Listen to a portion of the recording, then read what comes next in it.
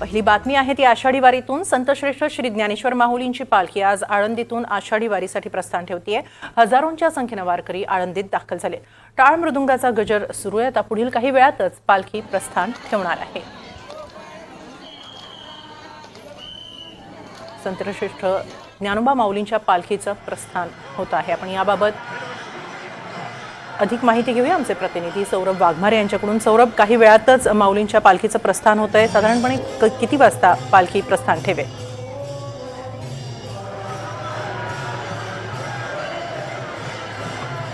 4 वाजता पालखीचं प्रस्थान होईल।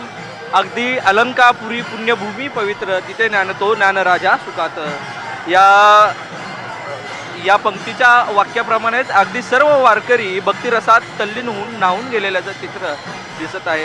तुम्ही पाहिलं तर भगवा पताका, मृदुंग, फेटा अशा पारंपरिक वेशभूषेमध्ये वारकरी पकवाजाचा भक्तिनाद करत आहेत। त्यांचा पोशाख पाहायला गेला तर पांढरी टोपी, सदरा, धोतर, विजार अशा अनेक पारंपरिक पोशाखात वारकरी भक्तिनादात न्हावून जात आहेत। काहीच वेळात मुख्यमंत्री एकनाथ शिंदे हे देखील संत ज्ञानेश्वर महाराज यांच्या पालखी प्रस्थान सोहळ्याला येतील। सध्या आता तिथलं काय वातावरण आहे? कारण ही जी दृश्य दिसत आहेत अर्थातच चैतन्यमय आणि असं भक्तिमय असं वातावरण दिसते। वारकरी उत्साहानं अगदी भारून गेलेले दिसून येत आहेत माऊलींच्या प्रस्थानासाठी देखील, आणि त्याचबरोबर प्रस्थान ठेवल्याबरोबर पंढरपूरच्या दिशेनं त्यांची पावलं निघणार आहेत। त्यामुळे साधारण कसं वातावरण आहे, काय माहोल आहे?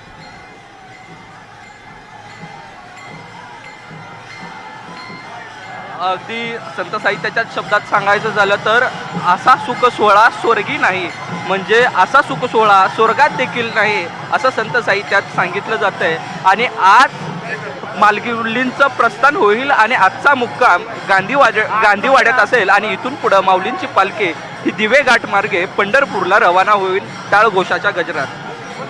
सौरभ, यंदाच्या पालखीची काही खास वैशिष्ट्ये असणार आहेत का? जसं तुम्ही आधी सुरुवातीला सांगितलं मुख्यमंत्री स्वतः इथे येणार आहेत, त्यांचा कार्यक्रम कसा असणार?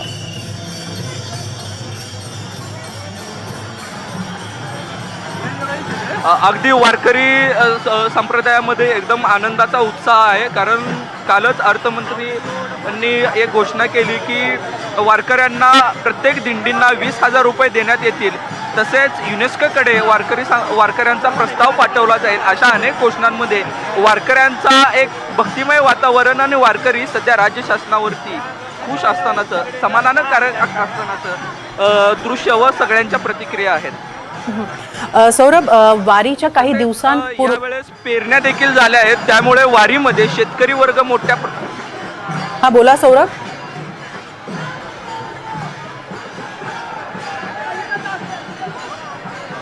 पेरण्या देखील झाल्या आहेत। वारीमध्ये मोठ्या प्रमाणात शेतकरी वर्ग सामील होतो। मराठवाडा असेल, विदर्भ असेल, अशा संपूर्ण महाराष्ट्रामधून शेतकरी वर्ग येतो। यंदा पाऊस झाल्या कारणाने सर्वांच्या पेरण्या करून 2 वेळेस शेतीच्या मशागतीचे कामं करून सर्व वारकरी यावर्षी मोठ्या संख्येने वारीत उपस्थित आहेत। सौरभ, असं विचारत होते मी सुरुवातीला की यंदा पालखीच्या काही दिवस आधीच इंद्रायणी नदीच्या प्रदूषणाचा मोठा प्रश्न उपस्थित झाला होता। आळंदी मध्ये सुद्धा फेस तरंगताना दिसत होता इंद्रायणी नदीवर। या दृष्टीनं प्रशासनानं काय तयारी केली आहे?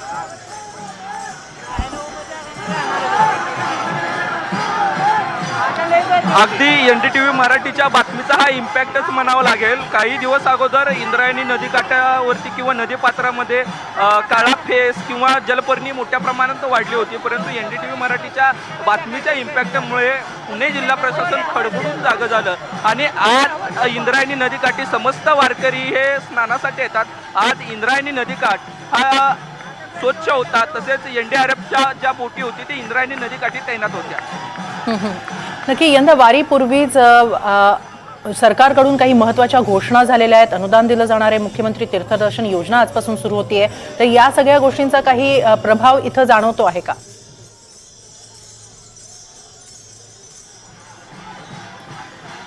अगदी वारकरी संप्रदायामध्ये म्हणजे मोठा एक आनंद उत्सव चालू झाला आहे की मुख्यमंत्र्यांनी ज्या विविध घोषणा केल्या आहेत, अर्थमंत्र्यांनी ज्या विविध घोषणा केल्या आहेत, यामुळे संपूर्ण वारकरी संप्रदायामध्ये एक आनंदाची लाट येते आणि प्रत्येकजण समाधानकारक आहेत। कालच आपण देवसंतांचे विश्वस्त यांच्याशी बातचीत केली होती। ही 20,000 रक्कम पेक्षा जास्त अधिक रक्कमची वाढवावी आणि देवस्थानच्या विश्वासांनी या निर्णयाचं स्वागत केलं आहे. नक्की 4 वाजता जसं तुम्ही सांगितलं की थोड्याच वेळात पालखी प्रस्थान ठेवणार आहे, मग आता केवळ मुख्यमंत्र्यांची प्रतीक्षा पाहिली जाते का?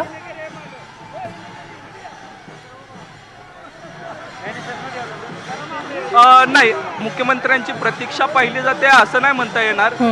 हा सोहळा आहे, हा परंपरेप्रमाणे आणि एक म्हणजे परंपरेप्रमाणे तिथीप्रमाणे पाळला जातोय. त्यामुळे जसजशा दिंड्या येतील, मानाच्या दिंड्या जोपर्यंत आत प्रस्थान करत नाहीत, आत येत नाहीत, तोपर्यंत हा सोहळा सुरू होत नाही.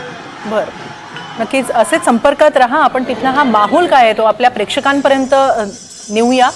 सध्या विठुनामाच्या गजरामध्ये, ज्ञानबा तुकारामाच्या गजरामध्ये तिथं हा सगळा जल्लोष सुरू आहे, उत्साह सुरू आहे आणि एक आस पंढरपुरी निघण्यासाठीची दिसून येते. वारकऱ्यांमध्ये मोठ्या संख्येनं वारकरी इथं दाखल झालेले आहेत. मानाच्या दिंड्या हळूहळू दाखल होतील आणि त्यानंतर प्रस्थान ठेवेल पालखी.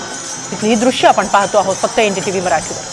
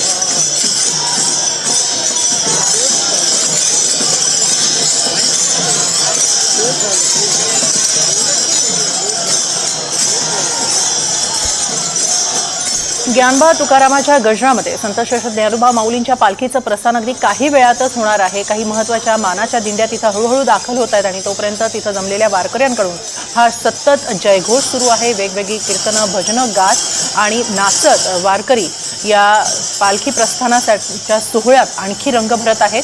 ज्ञानबा तुकारामच्या गजरामध्ये अवघी आळंदी नगरी ही गजबजून गेलेली आहे. काही वेळातच माऊलींच्या पालखीचं प्रस्थान होईल. आज गांधीवाड्यामध्ये पहिला मुक्काम असेल आणि त्यानंतर पुढे माऊलींच्या पालखीचं पुढे पंढरपूरच्या दिशेनं प्रस्थान होईल.